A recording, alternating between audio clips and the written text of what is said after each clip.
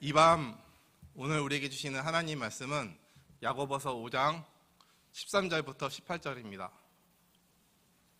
야고보서 5장 13절부터 18절입니다. 신약 375쪽입니다. 신약 375쪽 야고보서 5장 13절부터 18절 말씀을 우리 함께 읽도록 하겠습니다. 너희 중에 고난당하는 자가 있느냐? 그는 기도할 것이요. 즐거워하는 자가 있느냐? 그는 찬송할지니라. 너희 중에 병든 자가 있느냐? 그는 교회의 장로들을 청할 것이요. 그들은 주의 이름으로 기름을 바르며 그를 위하여 기도할지니라.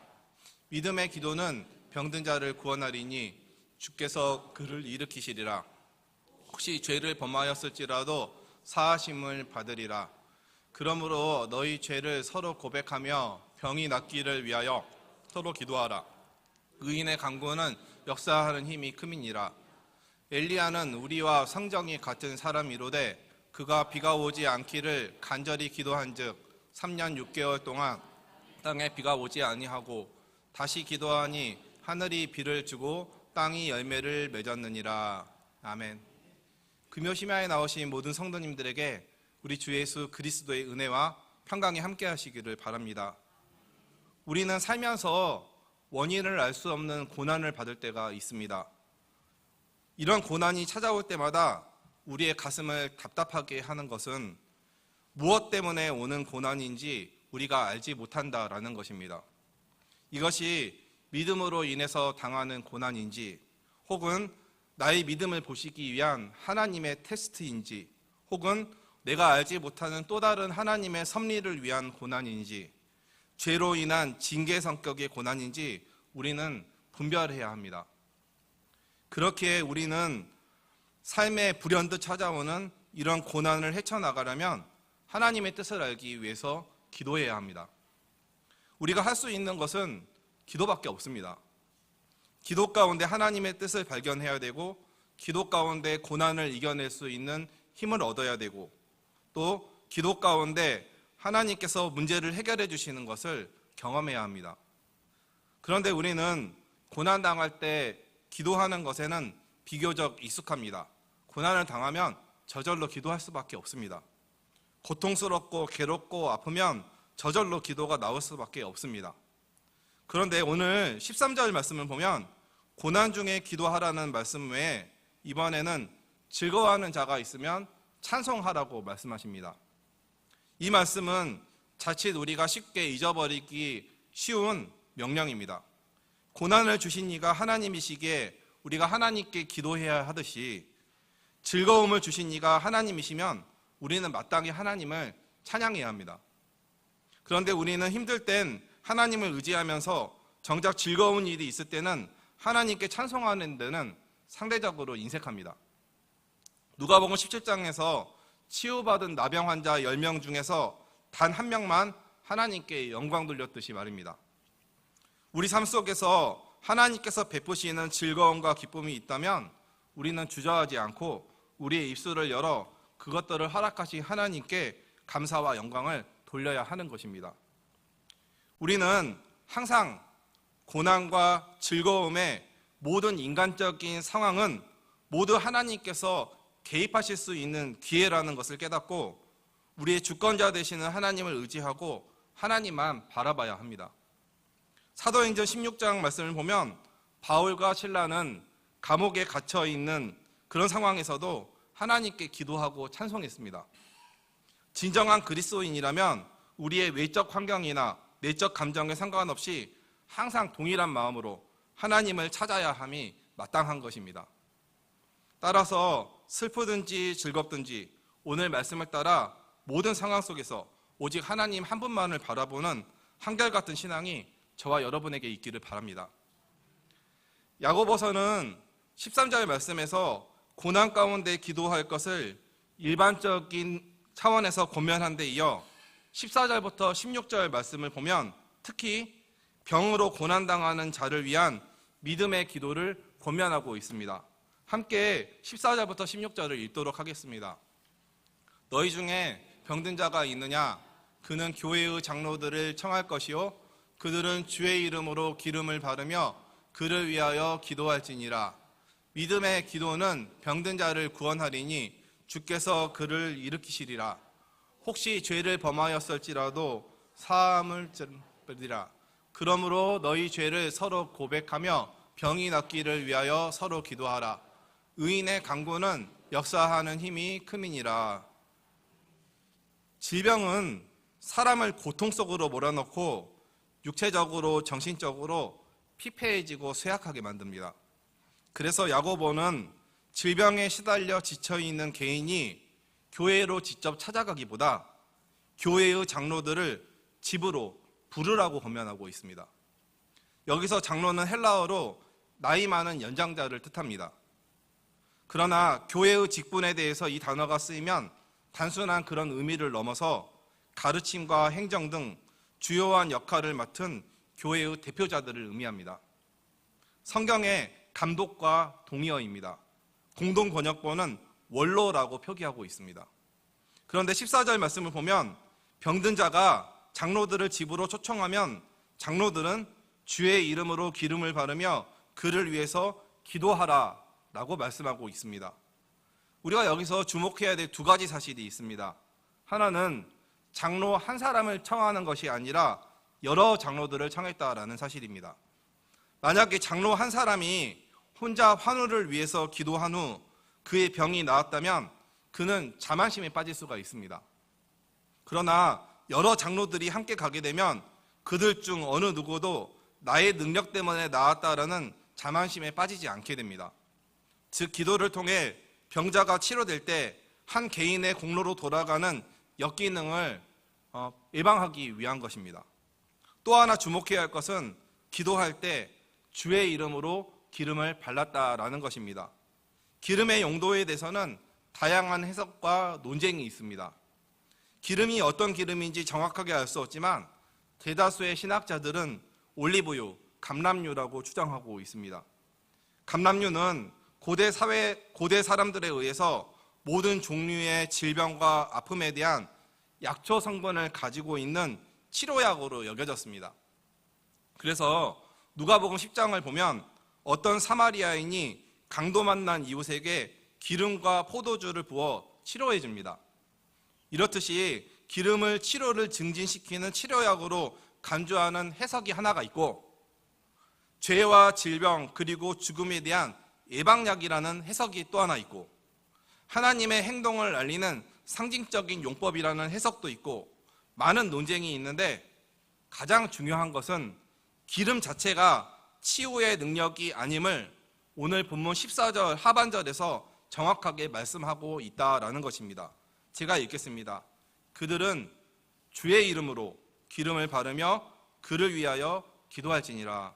즉 치유의 능력은 기름이 아니라 주의 이름으로 행하여짐에 있다라는 것입니다. 즉 여러 명의 장로들을 청하고 주의 이름으로 기름을 바르며 기도하는 이유는 모든 치유의 권능이 오직 하나님의 권능이라는 것을 나타내기 위함입니다.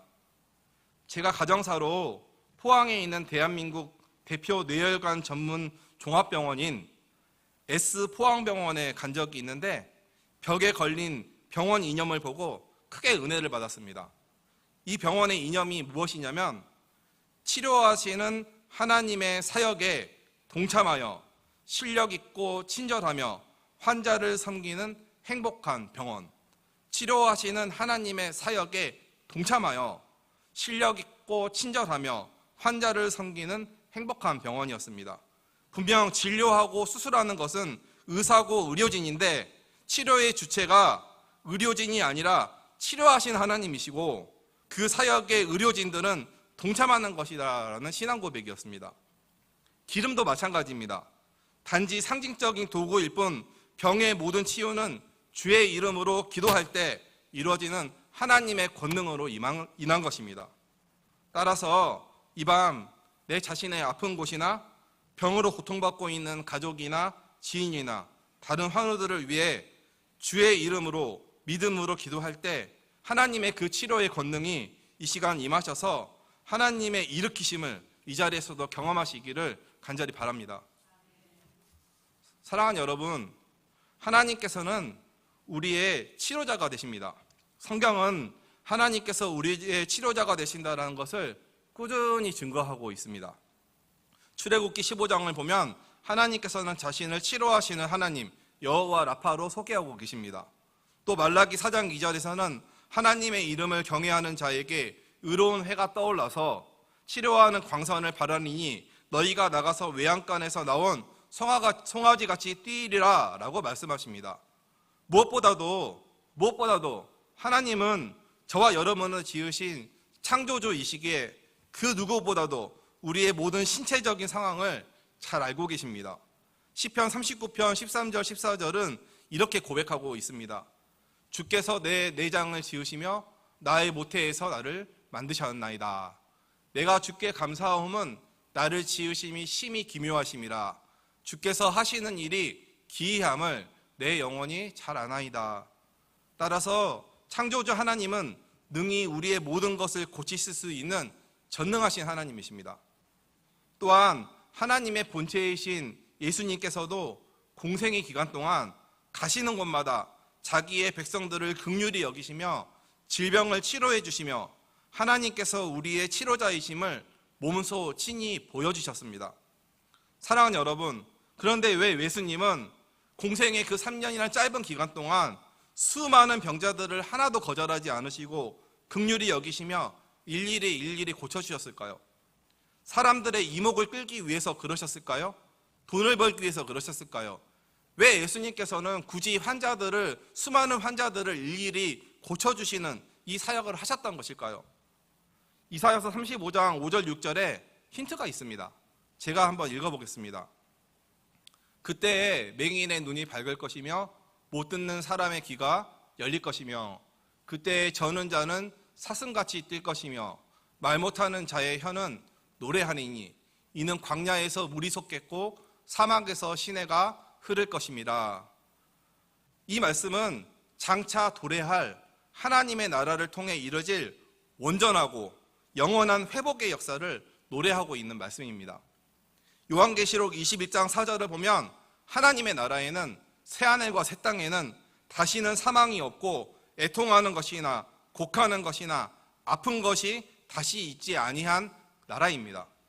즉 예수님께서 병자들을 치유하신 것은 예수님 자신이 모든 것을 온전케 회복하실 수 있는 메시아이심을 나타내시기 위해서 치유 사역을 하신 것입니다. 누가복음 7장을 보면 예수님이 메시아임을 믿어 의심치 않던 세례 요한이 잠시 흔들린 적이 있는데 그때 그의 제자 둘을 보내어 예수님께 직접 확인할 때 예수님이 메시아가 맞는지 나보다 뒤에 오시는 이가 맞는지 물어봤을 때 예수님께서 이렇게 말씀을 인용해서 방금 읽은 이사야 말씀을 통해서 구약 말씀을 인용하면서 이렇게 말씀하십니다. 누가복음 7장 22절을 우리 함께 읽어보겠습니다. 예수께서 대답하여 이르시되 너희가 가서 보고 들은 것을 요한에게 알리되 맹인이 보며 못 걷는 사람이 걸으며 나병 환자가 깨끗함을 받으며 귀먹은 사람이 들으며 죽은 자가 살아나며 가난한 자에게 복음이 전파된다 하라. 즉 예수님께서 38년 된 병자를 일으키시고 성전 미문에 있던 말 못하는 자에게 에바다라고 말씀하신 후 말하게 하시고 또 맹인을 실로암으로 보내서 눈을 뜨게 하신 것은 모든 것이 온전케 되는 그 하나님의 나라를 병자들의 치유하심을 통해 우리로 이 땅에 살아가는 동안 잠시 하나님의 나라를 경험하게 하심으로 예수님께서 메시아이시오 하나님이심을 알고 우리에게 남은 주어진 기회를 더욱더 하나님을 위해 살 수 있도록 일일이 치유해 주신 겁니다. 그렇기에 고치면 또 병이 들고 언젠가 죽을 인생인데도 그럼에도 불구하고 일일이 긍휼히 여기시며 하나하나 치유해 주신 것입니다. 따라서 이 시간 내 자신이나 우리 주변의 성도들이 질병으로 고생하고 있다면 우리의 치료자가 되시고 우리의 모든 것을 온전케 회복하실 수 있는 주님을 의지하며 믿음으로 기도하시기를 바랍니다.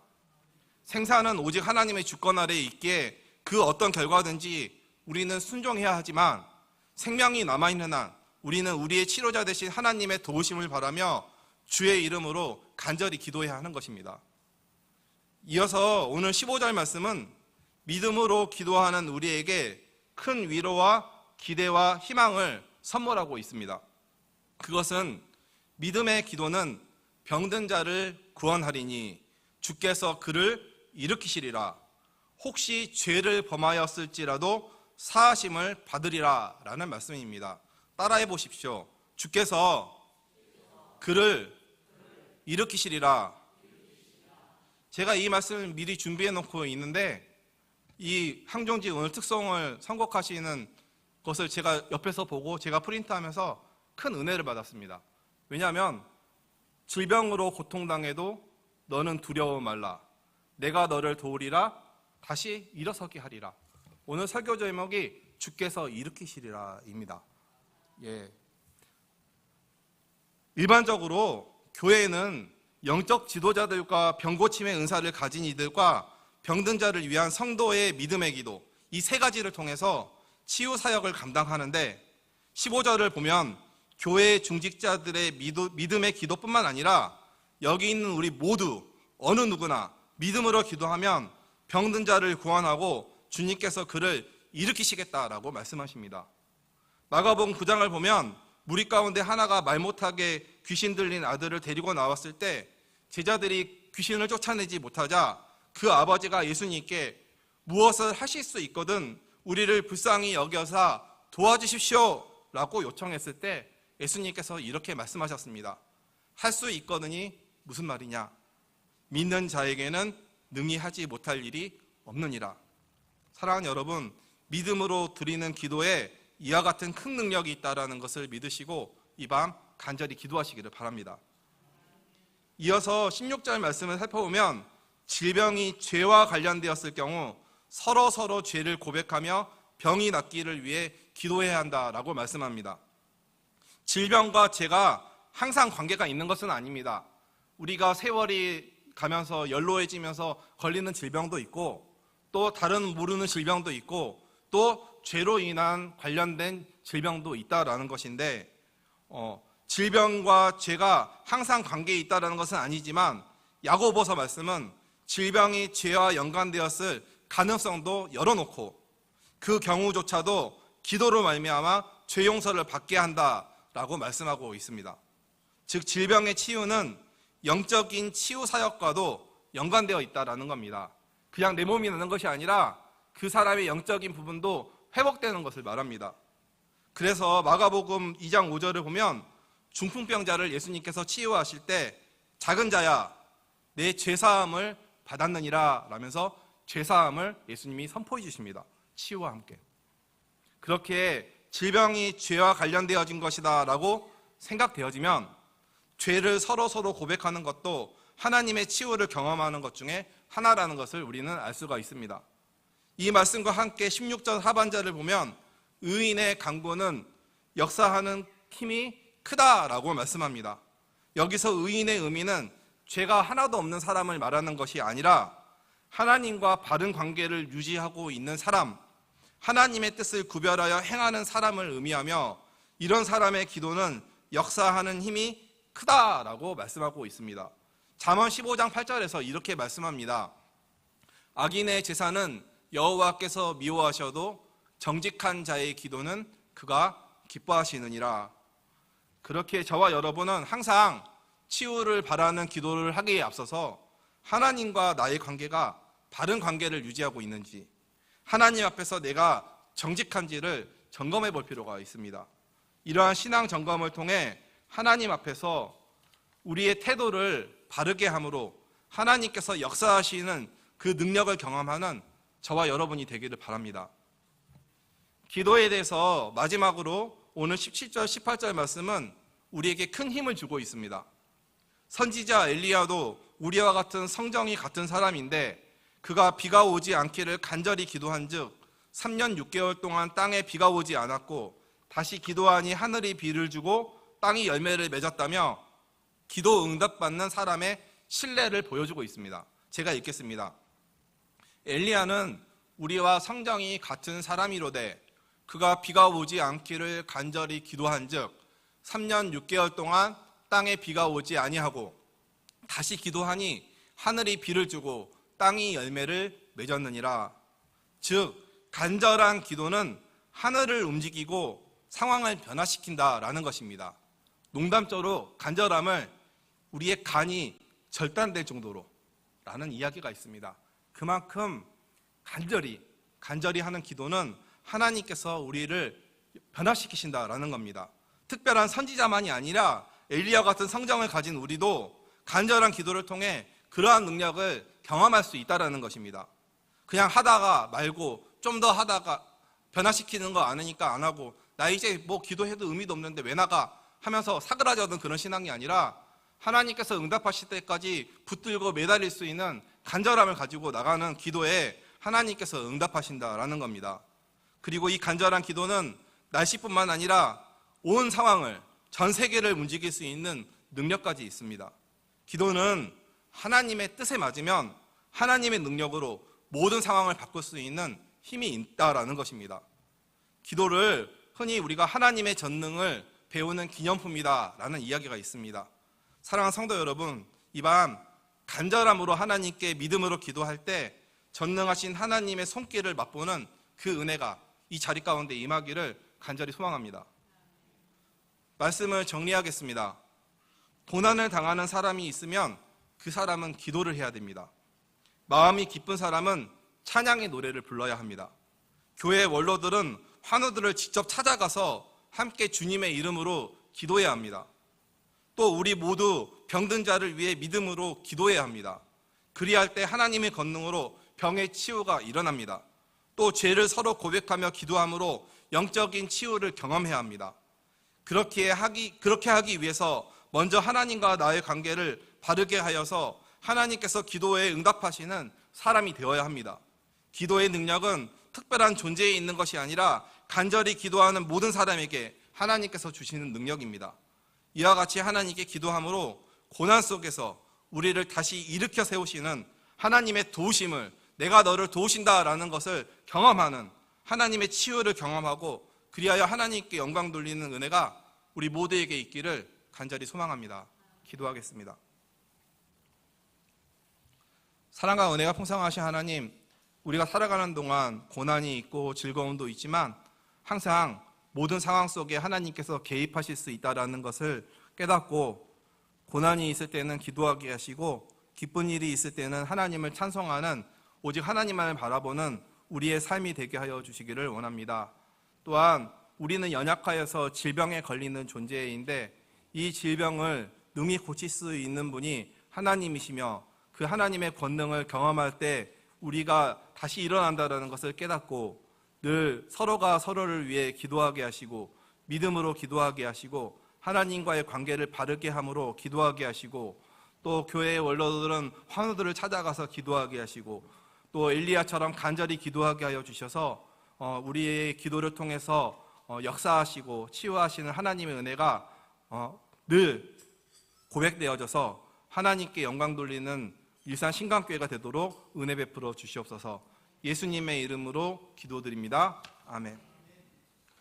이 시간 조용히 주신 말씀을 생각하시며 함께 묵상함으로 주님께 나아가겠습니다. 하나님이 우리의 기도를 들으시고 우리의 삶을 살펴보십니다. 주님을 믿고 다시 한번 우리 마음 가운데 있는 주를 향한 마음을 하나님께 고백하는 시간을 갖겠습니다. 함께 기도하겠습니다.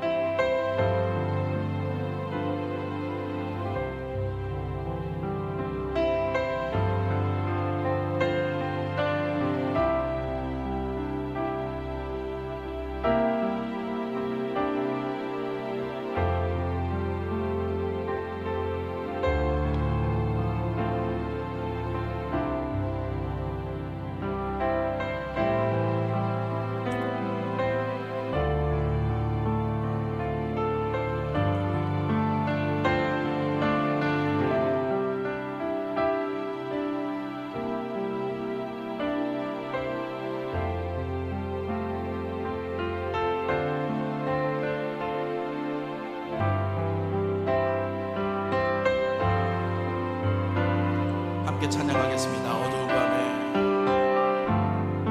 어두운 밤에 캄캄한 밤에 새벽을 찾아 떠나나 종이 울리고 닭이 울어도 내 눈에는 오직 밤이었소. 우리가 처음 만난 그때는 차가운 새벽이었소. 주님 마음속에 여명이 있음을 나는 느낄 수가 있었소. 오 주여 당신께 감사하리라. 실로와 내게 주심은 나에게 영원한 사랑 속에서 변하지 않게 하소서. 오 주여 당신께 감사하리라. 실로와 내게 주심은 나에게 영원한 사랑 속에서 떠나지 않게 하소서. 어두운 밤에 캄캄한 밤에 새벽을 찾아 떠난다. 종이 울리고 닭이 울어도 내 눈에는 오직 밤이. 우리가 처음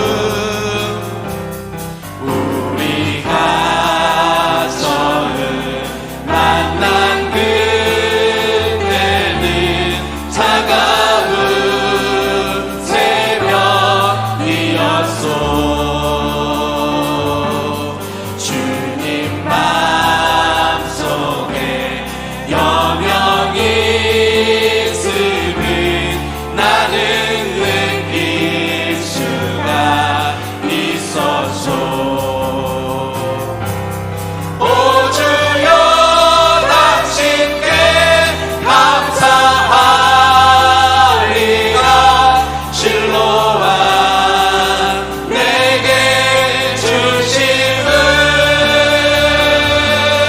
나에게 영원한 사랑 속에서 떠나지 않게 하소서.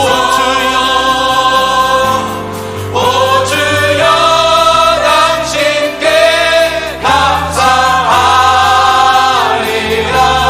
실로와 내게 주심은 나에게 영원한 사랑 속에서 떠나지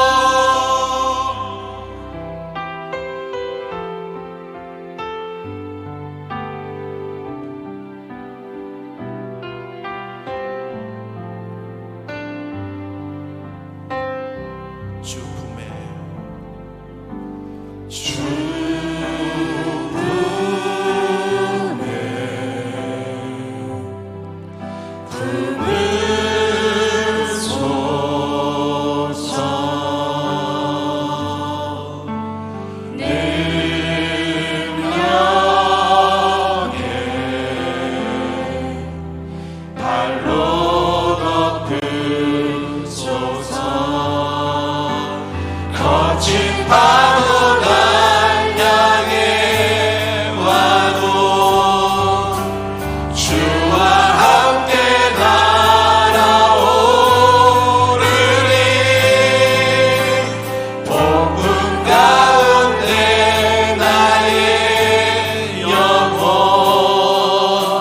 잠잠하게 주보리라. 주님 안에 주님 안에 나 거하리.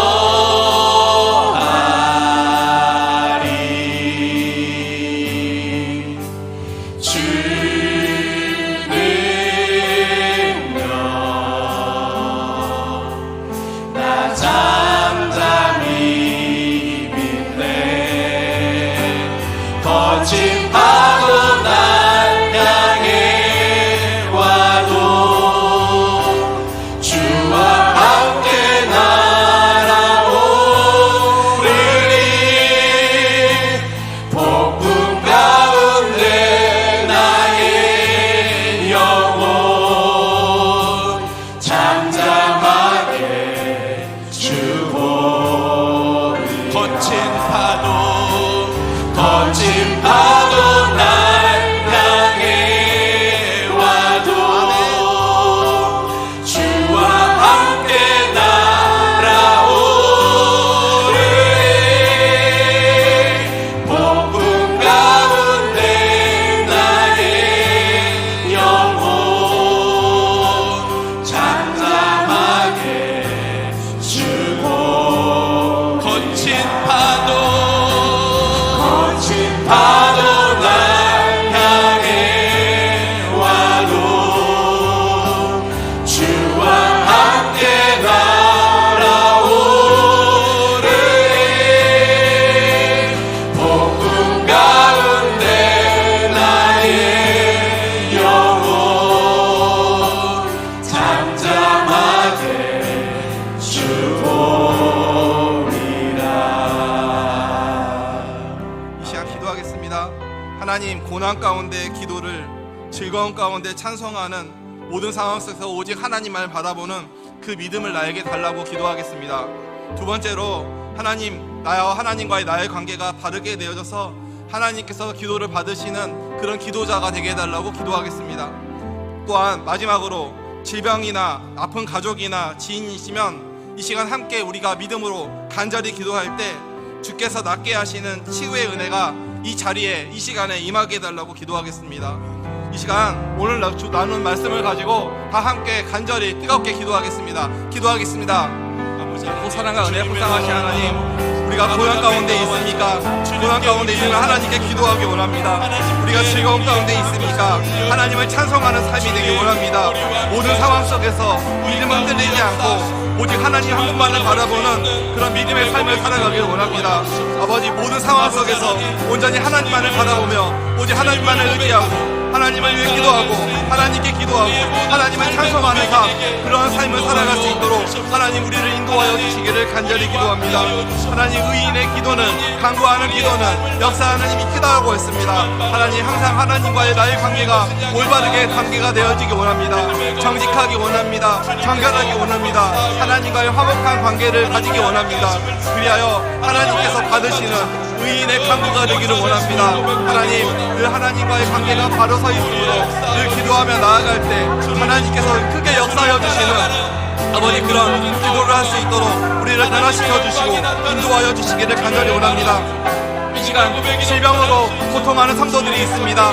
이 시간 아픈 곳을 아뢰며 하나님께 나아갈 때 하나님 이 자리 가운데 오셔서 주의 이름으로 기도하며 나아가오니 이 시간 깨끗하게 치유하여 주셔서 낫게 하시고 일으키시게 하시는 은혜가 이곳에 임하기를 간절히 원합니다. 주의 이름으로 아픈 가족이나 지인이나 또한 우리 성도들을 위해 기도하며 나아갈 때 환우들을 위해 기도할 때 주의 이름으로 기도할 때 하나님의 권능이 임하여서 다시 일으키시는 깨끗게 하시는 낫게 하시는 치유의 하나님을 우리가 만나는 아버지 시간이 되기를 원합니다.